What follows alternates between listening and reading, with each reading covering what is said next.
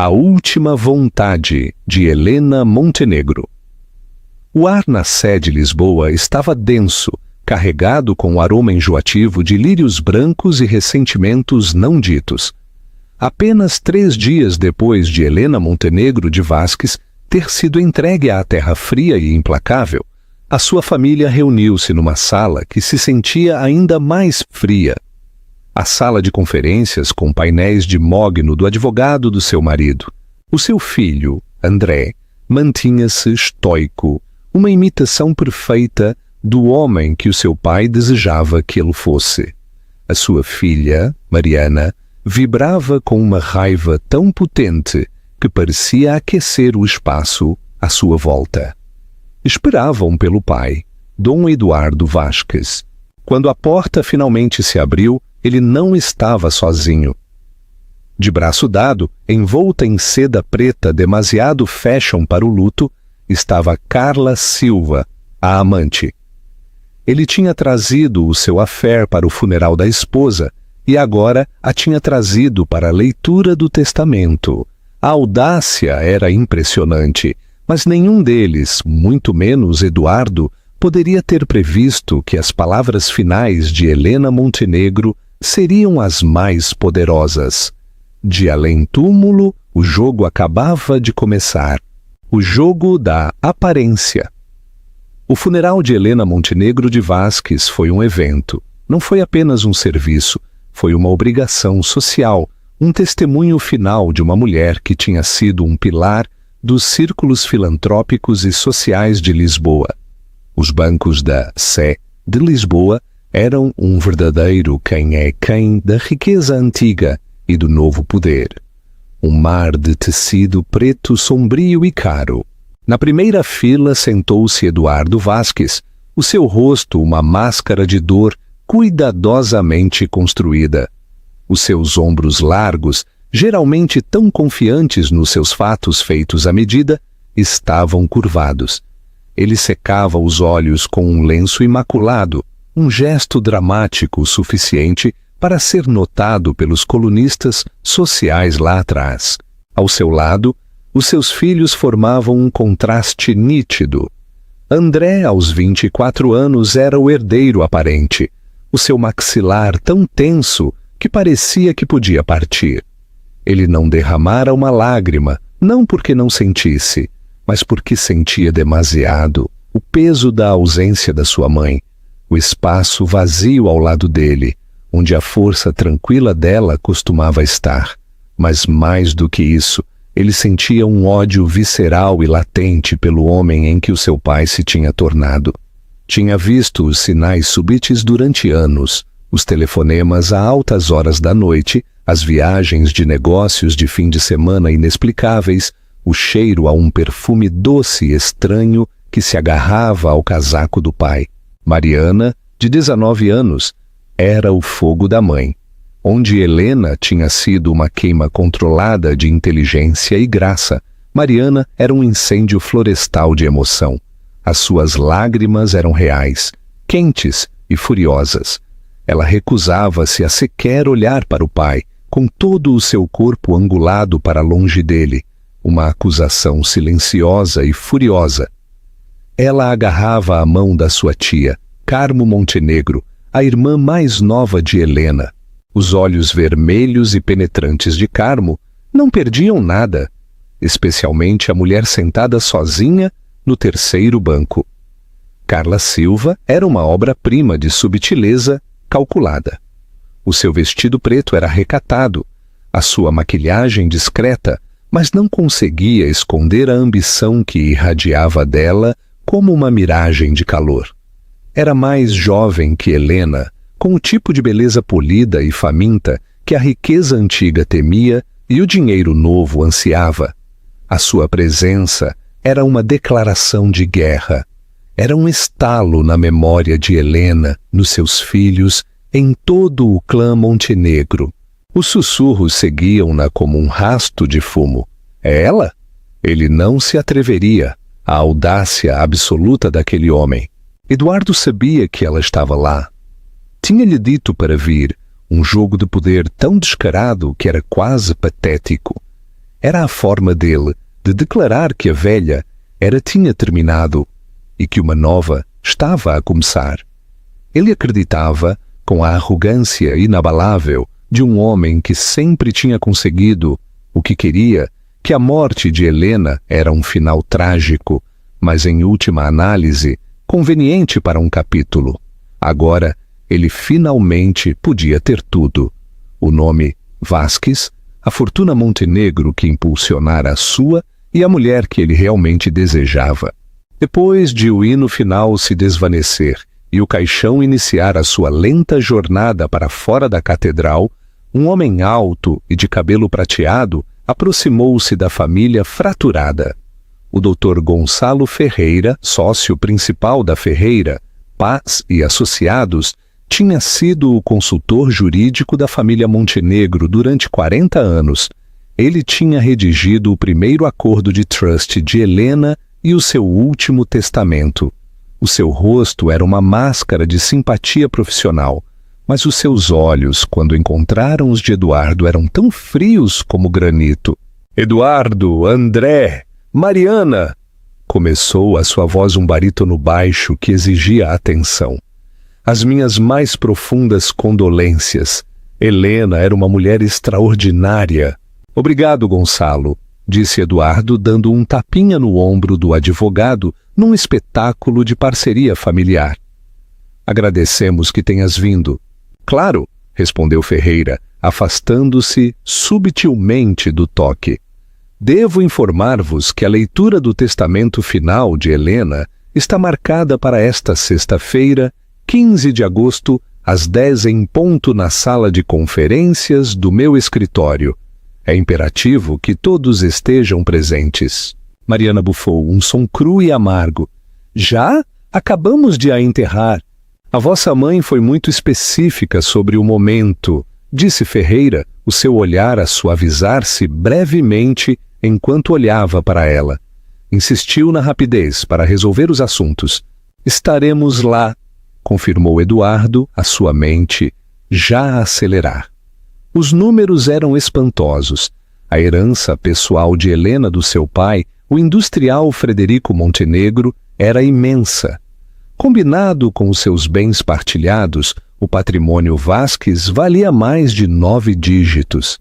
Ele tinha planos, grandes planos. Planos que envolviam novos empreendimentos, uma nova vida, uma nova esposa. Planos que Carla já o estava a ajudar a fazer. Enquanto a família se dispersava, saindo para o fraco sol da tarde, André agarrou o braço do pai. "Tu és repugnante", sibilou, a sua voz baixa e venenosa. A máscara de dor de Eduardo caiu, substituída por um lampejo de irritação. "Vê lá o teu tom, filho. Mal é a altura." "A altura? Tu trouxeste-a aqui para o funeral da nossa mãe." "Carla está a dar apoio", replicou Eduardo, a voz cortada. "Algo que tu e a tua irmã podiam aprender. Somos uma família e precisamos de seguir em frente." "Nós não somos uma família", cortou a voz de Mariana. Ela tinha se virado, os olhos em brasa. "Já não, tu trataste disso." Eduardo simplesmente abanou a cabeça, um gesto desdenhoso que invalidava a dor deles, a raiva deles, o mundo inteiro deles. Ele afastou-se, dirigindo-se diretamente para o carro de Carla, que estava estacionado discretamente na rua. André e Mariana viram-no partir, um abismo a abrir-se entre eles e o pai, um abismo cavado por anos de mentiras e um ato final e imperdoável de traição. Eles não faziam ideia de que a sua mãe, do seu silencioso local de descanso, já tinha construído uma ponte sobre ele, apenas para eles, o euro e o trust irrevogável. Os 2 dias seguintes foram um borrão de condolências e caçarolas, uma encenação oca de luto. Eduardo mal esteve em casa, passando as noites no loft de Carla, no centro. Ele alegou que a propriedade da família tinha demasiadas memórias. A verdade era que tinha demasiado julgamento. Os retratos dos antepassados Montenegro nas paredes pareciam observá-lo com olhos acusadores. O pessoal que tinha adorado Helena movia-se à sua volta com uma fria e silenciosa desaprovação. Na manhã do dia 15, André e Mariana conduziram até o escritório de advogados com a tia Carmo. Os três eram uma frente unida e silenciosa. Eles eram Montenegro e estavam ali para proteger o legado de Helena. Foram conduzidos para a sala de conferências principal. Era um espaço concebido para intimidar, com uma mesa de mogno de 6 metros, janelas do chão ao teto com vista para a cidade e paredes forradas com livros encadernados em pele que ninguém lia. Gonçalo Ferreira já estava lá, um grosso dossiê de documentos atado com uma fita sobre a mesa à sua frente. Sentaram-se. O silêncio era espesso, com antecipação. Às 10 chegaram e passaram. Às 10:15, a porta abriu-se. Eduardo entrou com um sorriso confiante no rosto e de braço dado, com todo o ar da dona de casa que ela pretendia tornar-se, estava Carla Silva. Ela usava um tailleur Chanel cor creme e um colar de pérolas que era quase certamente um presente recente. Mariana pôs-se de pé num salto. "O que é que ela está aqui a fazer?" exigiu, a voz a tremer de raiva. "Isto é um assunto de família privado. A Carla está comigo", declarou Eduardo calmamente, como se isso explicasse tudo. "Ela faz parte da minha vida. Habituem-se. Ela tem todo o direito de estar aqui." "Não", disse André a voz perigosamente baixa. Ele não se levantou, mas a sua presença parecia preencher a sala. "Ela não tem direito. Isto é sobre a nossa mãe. Não tens vergonha?" "Sentem-se ambos", ordenou Eduardo. "Doutor Ferreira!" A voz de Carmo cortou a tensão como um bisturi. "Esta reunião é para beneficiários nomeados e familiares imediatos. A senhora Silva não se qualifica. Ela é minha parceira", insistiu Eduardo, o rosto a endurecer. "Ela fica." Um sorriso estranho, quase imperceptível, tocou o canto da boca de Ferreira. Foi uma expressão fugaz, desaparecida num instante. Mas Carmo viu. "Muito bem", disse o advogado, voltando a sentar-se na sua cadeira. "Mas que fique registrado que a senhora Silva está presente por sua insistência e contra o meu conselho." Ele desatou a fita do dossiê. "Comecemos", disse, a finalidade no seu tom a assinalar que a cortina se levantava para o ato final da vida de Helena Vasques.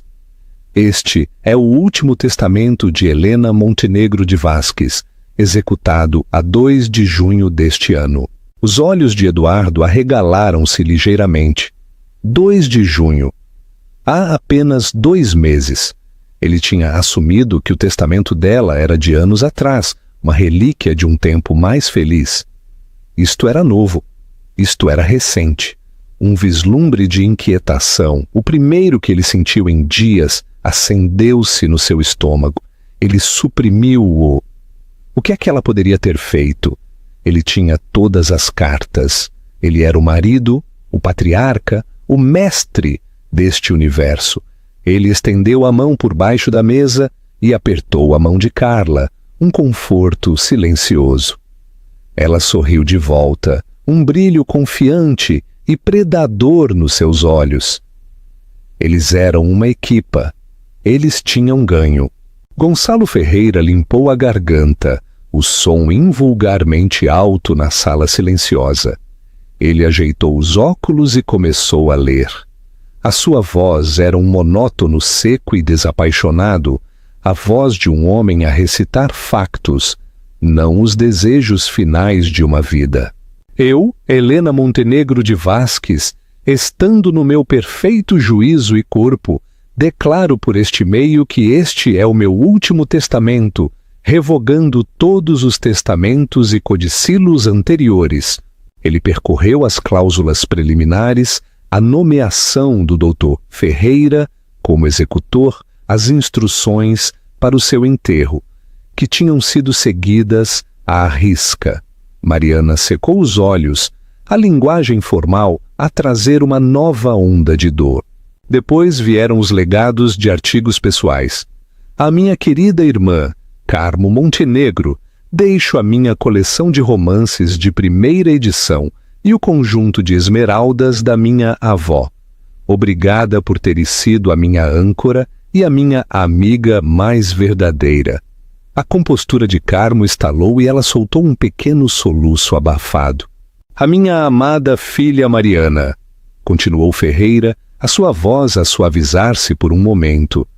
Deixo o meu estúdio de arte e todo o seu conteúdo, os meus diários pessoais e o colar de diamantes luz estelar que o meu pai me deu no meu 18º aniversário, que brilhe sempre tão intensamente quanto tu brilhaste aos meus olhos. Mariana cobriu o rosto com as mãos, os seus ombros a tremer. Ao meu amado filho André, continuou o testamento, deixo o meu portfólio de automóveis clássicos, os meus troféus de equitação e as minhas ações de controlo na Fundação Montenegro. O trust de caridade estabelecido pelo meu avô, confio que o liderarás com a integridade e compaixão que são a tua natureza. André assentiu rigidamente, os seus nós dos dedos brancos enquanto agarrava o apoio de braço da sua cadeira. Eduardo ouviu com um sorriso plácido no rosto. Tudo isto era esperado. Os trinkets sentimentais, as relíquias. Era o preâmbulo para o evento principal. Ele estava à espera dos grandes números, a distribuição dos ativos líquidos, os imóveis, as ações de controlo na Vasques Indústrias, que tinham sido reforçadas e salvas pela capital Montenegro. Carla sentou-se ao lado dele, um retrato de confiança serena. Ela esfregou suavemente um polegar na mão dele, um lembrete silencioso da celebração de jantar que teriam naquela noite no Feitoria, o restaurante mais exclusivo da cidade. Agora, disse Ferreira, fazendo uma pausa para beber um gole de água. Ele levantou o olhar, o seu olhar a percorrer a família antes de se fixar diretamente em Eduardo. Chegamos ao assunto do meu marido, Eduardo Carlos Vasques. Isto era tudo. Eduardo endireitou-se um pouco mais. Ferreira leu da página, a sua voz a regressar ao seu monótono plano e sem emoções. Ao meu marido, Eduardo, o homem com quem partilhei 25 anos da minha vida, deixo o seguinte. Ele fez uma pausa para um efeito dramático. A tensão na sala era algo físico. Primeiro, disse Ferreira, deixo-lhe o perdão total e completo do empréstimo pessoal de 2 milhões de euros que lhe forneci em 2018 para cobrir as suas substanciais dívidas de jogo, um segredo que guardei para o bem da tranquilidade dos nossos filhos. O sangue escorreu do rosto de Eduardo. O seu sorriso desapareceu. André e Mariana olharam para ele, as suas expressões uma mistura de choque e compreensão incipiente. 2 milhões de euros. Jogo. Era uma rachadura na fachada perfeita que o pai deles tinha mantido tão cuidadosamente. Segundo, continuou Ferreira, implacável, deixo-lhe o conteúdo do pequeno cofre no nosso quarto conjugal que, tanto quanto sei, contém a sua coleção de relógios Patek Philippe. Eles sempre foram mais importantes para ele do que o meu tempo, por isso é justo que os guarde. A mão de Carla apertou-se na de Eduardo. O sorriso dela tinha desaparecido, substituído por uma linha fina e dura. E terceiro, disse Ferreira, levantando o olhar do papel para desferir o golpe final diretamente em Eduardo. Deixo-lhe a soma de 1 euro a ser paga da conta de caixa menor do patrimônio. Silêncio. Um silêncio espesso e sufocante encheu a sala. Mariana soltou um som que era metade gaspe, metade riso. André apenas olhou fixamente, a sua mente a lutar para processar as palavras. 1 euro? Eduardo finalmente encontrou a sua voz. Foi um sussurro sufocado. Isso é uma piada. Lê o resto. Os ativos, as contas. Não há resto, Eduardo, disse Ferreira calmamente. Essa é a totalidade do seu legado. Isto é uma loucura, gritou Eduardo, batendo com o punho na mesa de mogno. O som ecoou como um tiro. Ela não faria isto. Ela não podia. Metade de tudo é meu por lei. Propriedade conjugal. Tu sabes isso, Gonçalo. Ah, disse Ferreira, um vislumbre de algo que se parecia com satisfação nos seus olhos. É aí que entra a previsão de Helena. Ela era uma mulher meticulosa. Ele virou uma página. Permita-me ler a cláusula subsequente, intitulada Distribuição do Patrimônio Residual. Ele limpou a garganta. Todo o resto, resíduo e remanescente do meu patrimônio, tanto real quanto pessoal, de qualquer natureza e onde quer que se encontre, eu dou, lego e atribuo ao Trust Legado Helena Montenegro. Que raio é isso? Exigiu Eduardo. Um trust de vida revogável, explicou Ferreira pacientemente. Como o de uma criança, um que Helena estabeleceu e tem vindo a gerir ativamente durante os últimos 2 anos. Os principais beneficiários deste trust são os seus filhos, André e Mariana Vasques, e a Fundação Montenegro. Após a morte dela, o trust tornou-se irrevogável. A gerir? Zombou Eduardo. Helena não sabia nada sobre gestão de finanças. Eu tratava de tudo. Essa parece ser uma ideia errada comum, disse Ferreira friamente. A sua esposa, ao que parece, era uma estudante de finanças muito mais astuta do que lhe deu crédito. Durante os últimos 24 meses, com a assistência do meu escritório, Helena transferiu sistemática e legalmente todos os seus ativos pessoais, toda a sua herança da família Montenegro para este trust.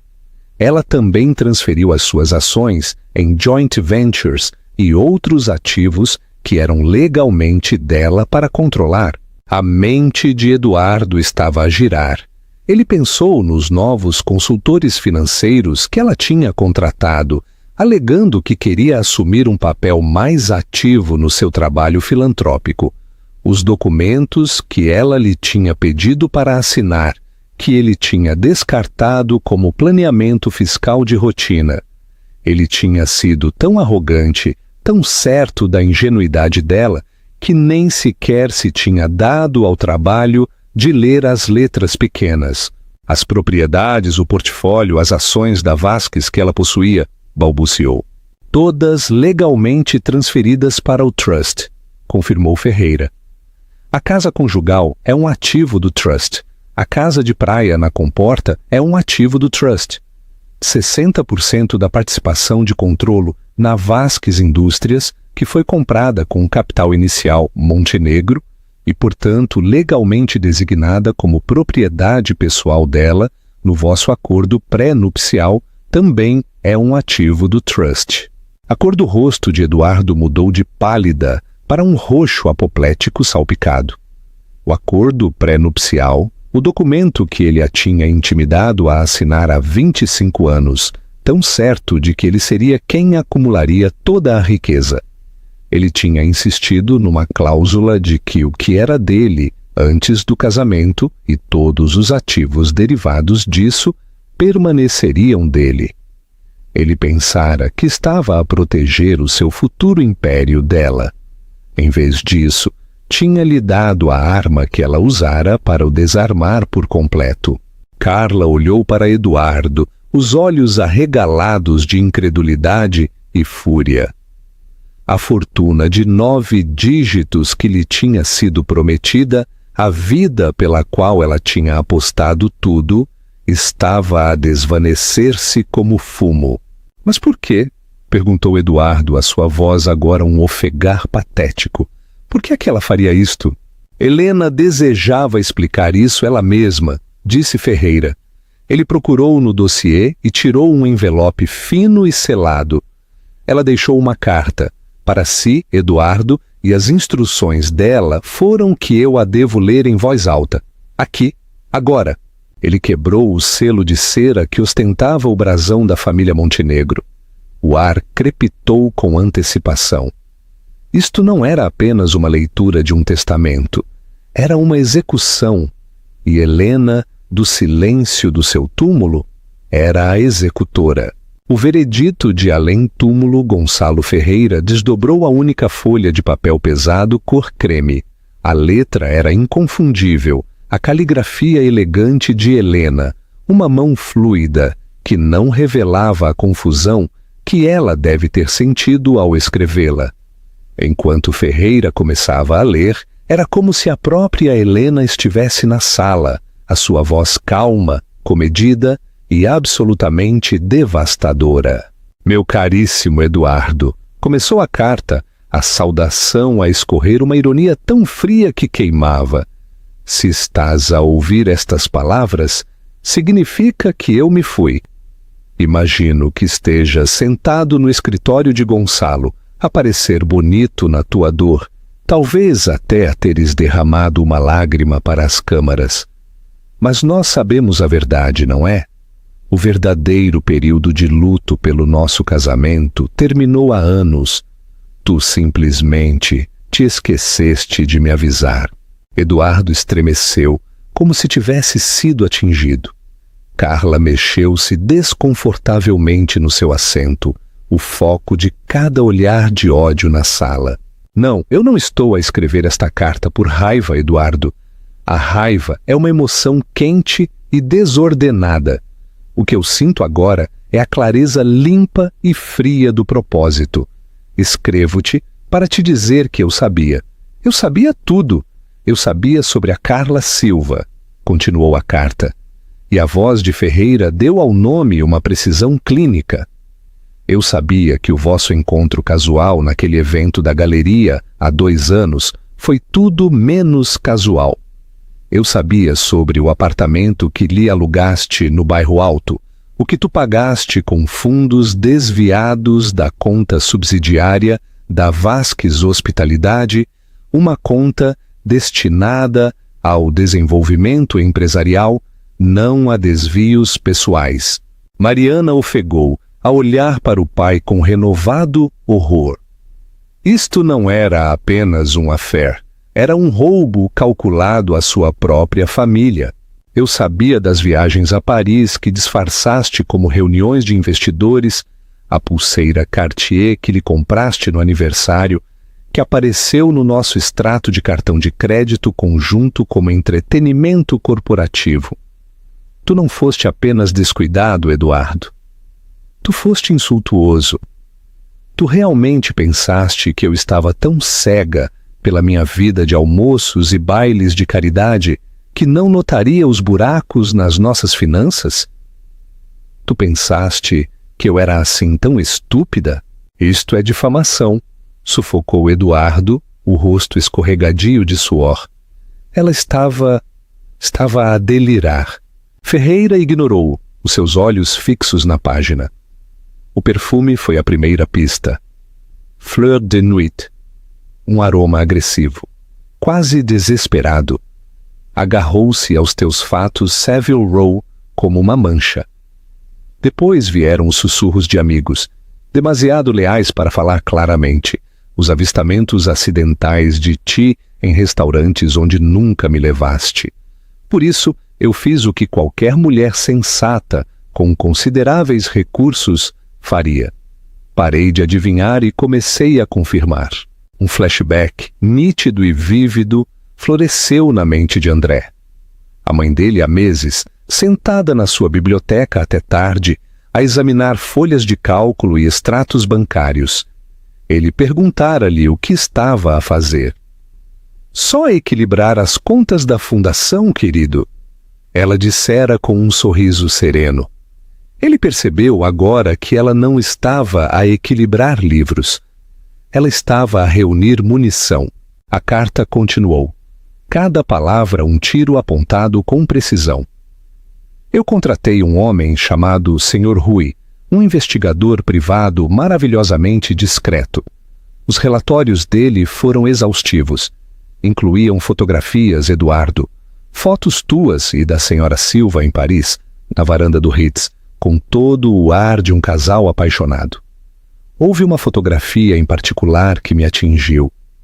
Tu estavas a rir, a cabeça atirada para trás, com um tipo de alegria despreocupada que eu não via há 20 anos. E naquele momento eu não me senti ferida, eu senti pena. Pena de que tivesses de construir a tua felicidade sobre uma fundação de mentiras. A investigação financeira foi ainda mais reveladora.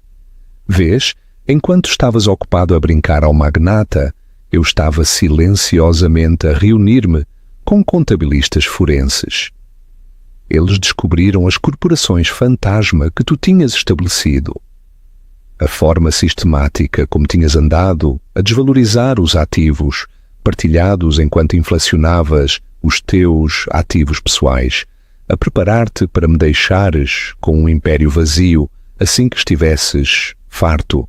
Tu ias divorciar-te. De mim não ias, Eduardo. Estavas apenas à espera do momento certo, depois de garantires a ronda final de financiamento que dependia do nome Montenegro. Não é assim, murmurou Eduardo, a voz despojada da sua habitual confiança estrondosa.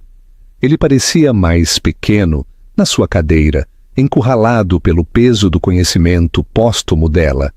Carla estava a olhar para ele, agora, com um olhar novo e calculista nos seus olhos. Ele dissera-lhe que era o gênio financeiro, que Helena era apenas uma figura decorativa. Ele dissera-lhe que a fortuna era dele para comandar. Ele também tinha mentido a ela. E assim, a voz de Helena ecoou através de Ferreira. Eu tomei uma decisão. Eu não te daria a satisfação de um divórcio público e desordenado. Eu não permitiria que arrastasses os nossos filhos através de um escândalo que mancharia os nomes deles. O nome Montenegro, o meu nome, não seria definido pelo teu caso sórdido. Em vez disso, decidi jogar o jogo longo, o jogo que tu me ensinaste, o de ativos e passivos, de investimentos astutos e de cortar perdas. E tu, meu querido marido, tornaste-te a minha maior perda a cortar. O trust foi o meu barco salva-vidas. Cada documento que te pedi para assinares, cada reestruturação financeira que propus sob o pretexto de planeamento patrimonial, foi mais uma tábua naquele barco. Tu assinaste o teu futuro com um floreio da tua caneta, demasiado arrogante para leres os detalhes, demasiado convencido da tua própria superioridade para sequer suspeitares que a tua esposa quieta e dócil estava a construir uma fortaleza que tu nunca poderias transpor. A casa onde tu vives, os carros que tu conduzes, a empresa que tu pensas possuir, não são teus. Pertencem a um legado que tu nunca poderás tocar, um legado para os nossos filhos, os filhos que tu estavas tão disposto a trair. Quanto a ti, senhorita Silva, disse a carta e pela primeira vez dirigiu-se a outra mulher na sala.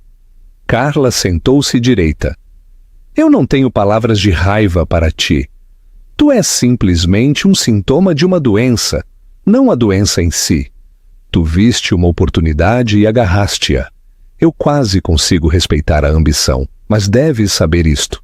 A vida que tu sonhaste, a fortuna que tu cobiçaste, nunca foi dele para dar. Sempre foi e sempre será minha, e eu a dei aos meus filhos.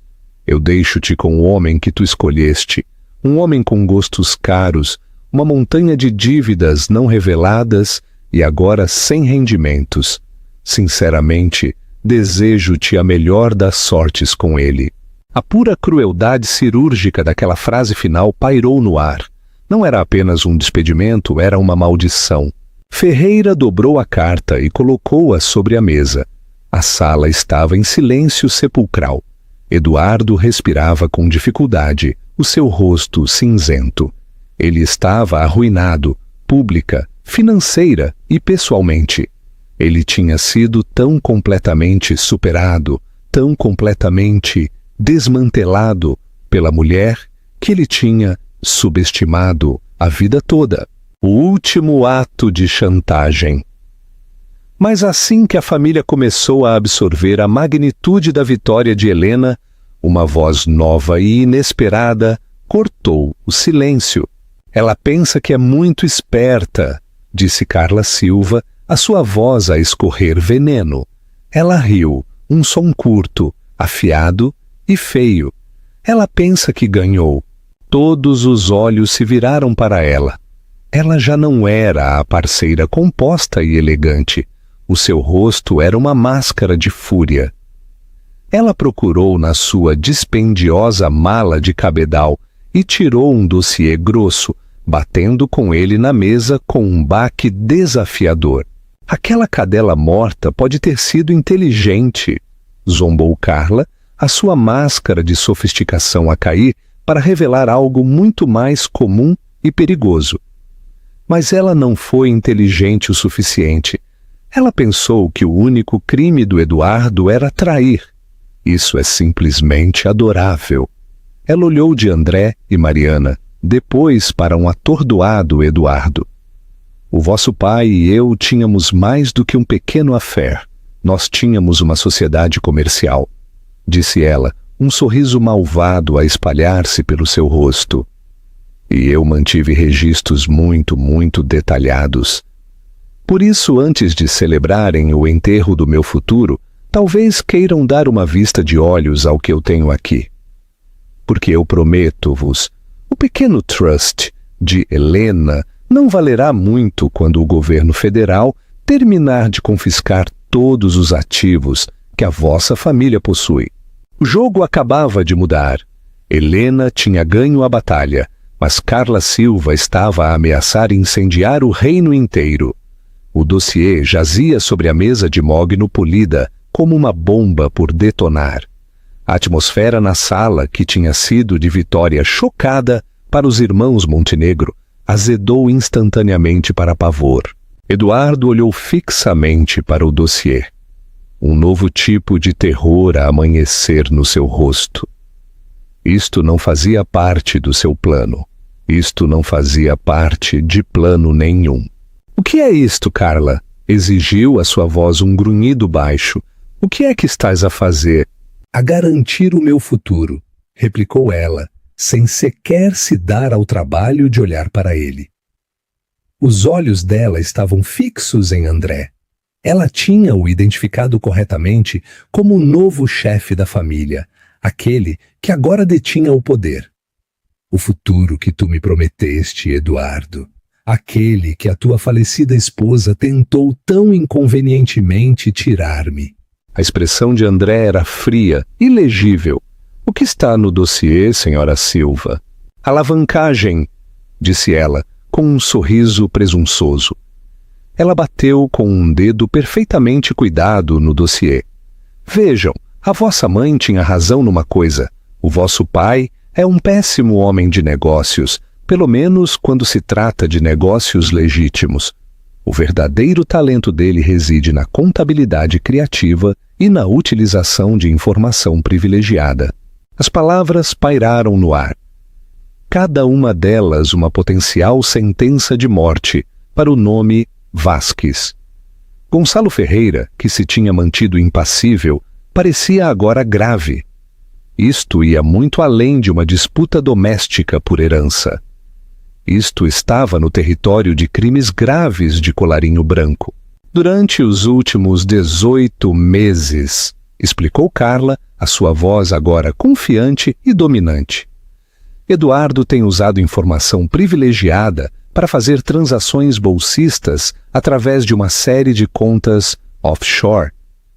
Informação que ele obteve dos amigos dele no clube de campo, de membros do conselho com quem ele joga golfe, especificamente sobre a fusão pendente da Repetrocorp e da Titan Drilling.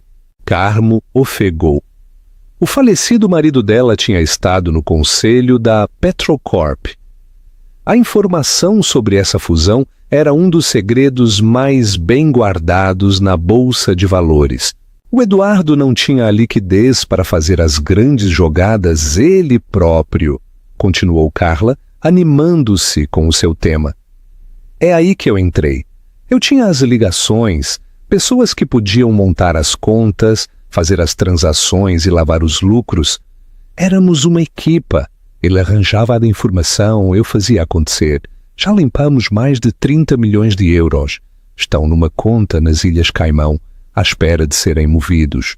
Ela fez uma pausa, deixando o peso da sua confissão assentar.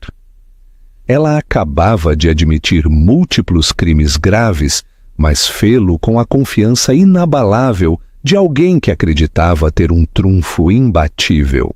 Este dossiê, disse ela, batendo-lhe novamente, contém tudo. Registros de transações encriptadas, gravações de chamadas telefônicas com o Eduardo, onde ele detalha explicitamente a informação privilegiada, cópias de transferências bancárias. É um caso completo e embalado para a CMVM e provavelmente para a Polícia Judiciária aqui. Eduardo parecia que ia ficar doente. Tu estavas a gravar-me? Claro que sim, querido, arrulhou ela com afeto fingido. Tu não pensaste que eu era tão estúpida quanto a tua esposa, pois pensaste? Eu tenho sempre uma apólice de seguro. Ela voltou a sua atenção para André e Mariana. Então aqui está a minha oferta. É muito simples. O pequeno testamento da vossa mãe é uma peça simpática de drama familiar. Mas isto, ela gesticulou para o dossiê, é a vida real.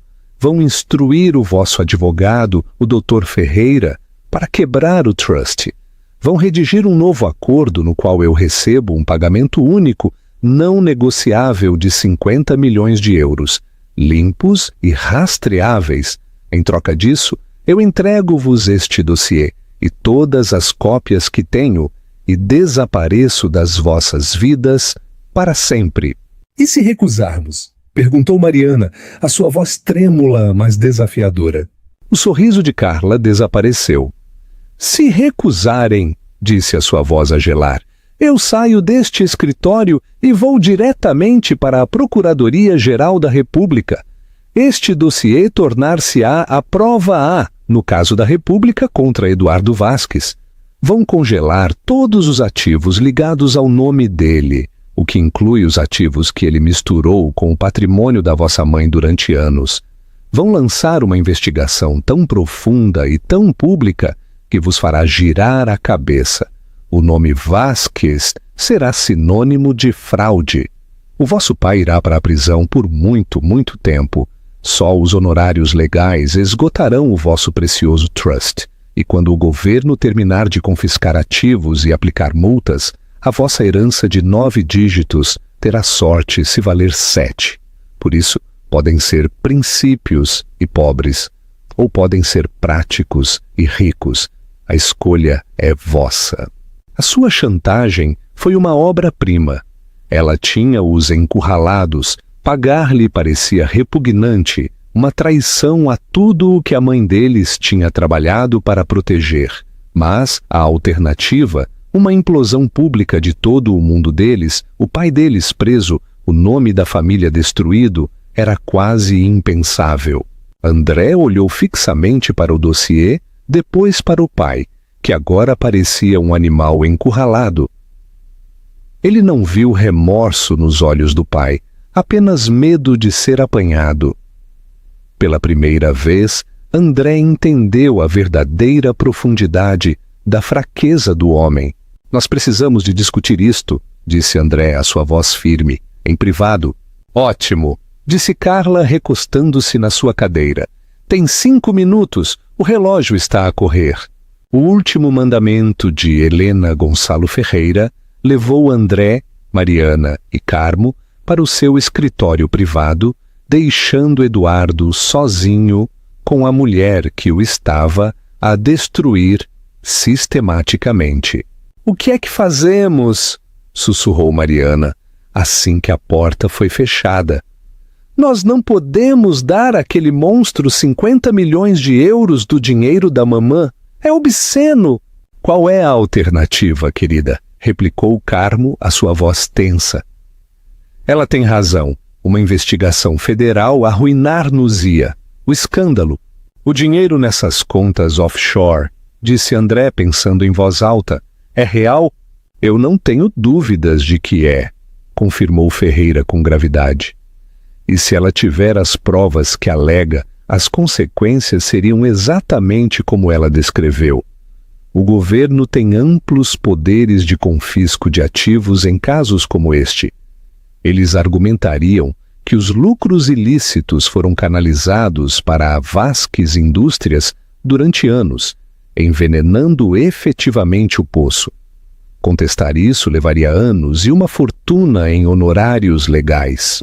André andou de um lado para o outro no pequeno escritório, a sua mente a acelerar.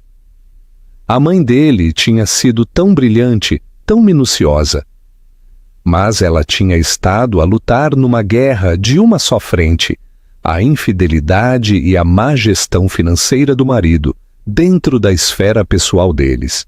Ela não tinha tido em conta uma segunda frente, uma de descarada conspiração criminosa, de alto nível. Ou ela teve, disse André de repente, os seus olhos a iluminarem-se. Os diários da mamã, o testamento dizia que ela tos deixou. Sim, disse Mariana confusa. Eles estão em casa. Por quê? O que mais é que ela te deixou? O estúdio de o colar? É só isso? Não, insistiu André. A sua memória a agarrar-se a um detalhe. Pensa, quando éramos crianças, o que é que a mamã dizia sempre que era a sua posse mais valiosa? Mas não foi mencionado no testamento. Exatamente, disse André. Ela não se esqueceria disso. Deve estar com os bens pessoais dela. Nós precisamos de ir para casa agora. O que é que estás a pensar, André? Perguntou Carmo. Estou a pensar que a mamã estava sempre 3 passos à nossa frente, disse ele, um lampejo de esperança na sua voz. Ela planeou a guerra que ela conhecia. Mas talvez, só talvez, ela também nos tenha deixado um plano de contingência para aquela que ela não conhecia. Ele virou-se para o Dr. Ferreira. Volte lá, ganhe tempo. Diga-lhe que estamos a considerar, que o senhor está a investigar a legalidade de dissolver o trust. Ganhe-nos o máximo de tempo possível. Ferreira assentiu, entendendo de imediato. Eu posso mantê-la presa em jargão legal hipotético durante pelo menos 1 hora. André agarrou a mão de Mariana. Vamos a uma caça ao tesouro. Eles saíram por uma saída das traseiras, um sentido de propósito desesperado a impeli-los para a frente. Eles já não eram apenas vítimas da traição do pai. Eles eram soldados na guerra da mãe e acabavam de receber uma última ordem críptica da sua comandante. Checkmate no final. A atmosfera na sala de conferências tinha azedado durante a ausência deles. Carla andava de um lado para o outro impacientemente, o seu perfume caro a misturar-se com o cheiro rançoso de medo que emanava de Eduardo. Gonçalo Ferreira sentou-se à cabeceira da mesa, uma expressão de esfinge no rosto. Tendo feito filibustering com sucesso durante quase 1h30, com argumentos legais circulares, a porta abriu-se e André e Mariana entraram. A mudança no comportamento deles era palpável. A dor e a incerteza tinham desaparecido, substituídas por uma resolução fria e inabalável. Eles moviam-se com a confiança de pessoas que sabiam o resultado antes de o lance final ser feito. Muito bem, exigiu Carla batendo no seu relógio. Já recuperaram o juízo? Onde está o dinheiro? André não lhe respondeu diretamente. Ele caminhou até a mesa e colocou o livro Razão encadernado em pele com um forte baque. Parecia idêntico ao que Ferreira tinha lido o testamento, um livro de juízo final. Nós temos uma contraoferta, senhora Silva, disse André, a sua voz calma e clara. A senhora vai sair desta sala apenas com a roupa que tem no corpo. Vai entregar o seu telemóvel, o seu laptop e as chaves do apartamento que o meu pai lhe alugou. Depois, vai desaparecer. Se alguma vez voltar a contactar qualquer membro da minha família, de qualquer forma, nós usaremos isto para garantir que passe os próximos 20 anos numa prisão federal. Carla olhou para ele. Depois soltou uma gargalhada aguda e desdenhosa. Estás louco? Vocês não têm nada. Eu tenho o dossiê. O que tu tens? Interpôs Mariana, a sua voz a cortar como vidro. É uma cópia das provas que a nossa mãe já estava a compilar contra ti e o nosso pai. André abriu o livro Razão. A nossa mãe, vês, foi muito mais minuciosa do que tu. Ela não só sabia sobre o affair, ela sabia sobre a utilização de informação privilegiada. Ela tinha datas de transação, números de conta, tudo. Ela até tinha uma fonte dentro da tua pequena operação. Ele depois tirou a declaração jurada de Marcos Torres, o seu hacker privado, e a pequena pendrive. Mas esta é a parte interessante. Esta é uma declaração jurada do teu hacker, aquele que instalou o spyware nos teus dispositivos, sob ordens dela. André inclinou a cabeça em direção a Eduardo, que parecia ter visto um fantasma. O rosto de Carla ficou branco. A confiança escoou dela, substituída por pânico puro e não adulterado. Nós temos tudo, Carla, continuou André implacavelmente. Cada chamada onde tu planeaste chantageá-lo, cada e-mail para os teus banqueiros offshore. Nós temos te gravada a admitir a tua intenção de extorquir a nossa família, a tua pequena apólice de seguro. Acontece que era a apólice de seguro dela contra ti, e agora é a nossa arma contra os dois. O teu dossiê incrimina o nosso pai. É verdade, disse Mariana, dando um passo em frente. Mas a nossa prova, a prova da nossa mãe, incrimina-o a ele e prova o teu papel como co-conspiradora que estava ativamente a planear defraudar o teu parceiro. Embora a tua prova te possa valer uma sentença reduzida por cooperação, a nossa acrescentaria acusações de conspiração e tentativa de extorsão. Tu ficarias enterrada tão profundamente no sistema legal que te esquecerias de como é o sol. Carla tropeçou para trás, sem palavras. Ela olhou para Eduardo, os olhos a arder de traição. Tu estavas a espiar-me? Eduardo nem sequer conseguiu encontrar o olhar dela. Ele estava acabado, preso entre o gênio póstumo da sua esposa e a traição da sua amante. Então aqui está o acordo, disse André, a voz a descer para um quase sussurro. Esta é uma oferta única. O presente final da minha mãe para nós foi o poder de escolher. A minha irmã e eu escolhemos proteger o legado dela. O nosso pai enfrentará a justiça. Isso não é negociável. Ele deslizou o envelope selado endereçado à polícia judiciária sobre a mesa. Isto será entregue hoje. O destino dele está selado. Depois olhou diretamente para Carla. Mas tu és apenas um parasita, como a minha mãe disse, e nós não temos interesse em desperdiçar mais da nossa energia contigo. Por isso, tu podes ir, agora, sem nada, ou podes ficar e nós podemos entregar à polícia judiciária provas contra 2 criminosos em vez de 1. Escolhe. Por um longo momento, Carla permaneceu congelada. A sua mente a processar a demolição total dos seus planos. A vida pela qual ela conspirara, matara em espírito, tinha desaparecido. Ela olhou para Eduardo com puro ódio. Depois para os 2 irmãos que se erguiam como juiz e júri. Eles já não eram crianças, eles eram Montenegro, a empunhar o poder que a mãe deles lhes tinha transmitido. Sem dizer uma palavra, ela abriu a mala, tirou o telemóvel e colocou-o sobre a mesa. deslizou o porta-chaves do apartamento ao lado, depois virou-se e saiu da sala de conferências, os seus saltos a fazerem um ritmo de marcha da derrota. A porta fechou-se atrás dela e ela tinha se ido. A sala ficou em silêncio, exceto pela respiração ofegante de Eduardo. Ele olhou para os filhos, o seu rosto uma máscara patética de desespero. Eu lamento, sussurrou ele. O homem que lamenta, disse André, a voz desprovida de toda a emoção.